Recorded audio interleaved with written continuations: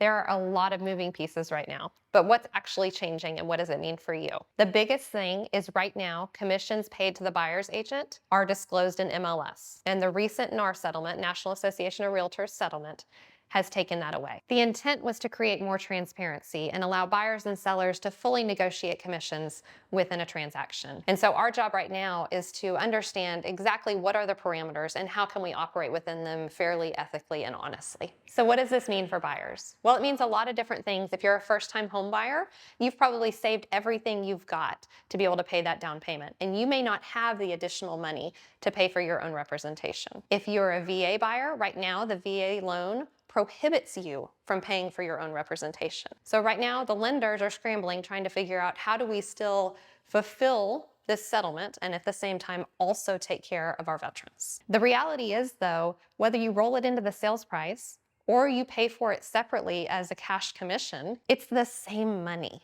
And so we've created this environment that was intended for good and really doesn't change anything, just makes it a little bit more confusing. From that, we're going to see some appraisal issues, right? Because if house A is at a higher price because it included commissions and house B is a lower price and the buyer paid for the commissions outside of closing, how is that house going to appraise? What are appraisers going to do to offset that? Because remember, whether the commissions were paid or not is no longer disclosed in the MLS. And so that's private information. So we don't know how to appraise homes as of right now. We're already starting to see this come to fruition and it's confusing. And so if you have questions, that's understandable. So what does that mean for sellers? Well, one of the biggest complaints and one of the largest lawsuits was that sellers didn't realize they had an option to not pay for buyer agent representation. That's always been the case. As agents, I guess we did not do a good job explaining this because we have a whole slew of sellers filing lawsuits saying that they didn't know that they didn't have to pay. What does it mean for you moving forward? Well, just like you didn't have to pay before, you don't have to pay now. However, I feel it is in your best interest to still offer buyer agent commissions.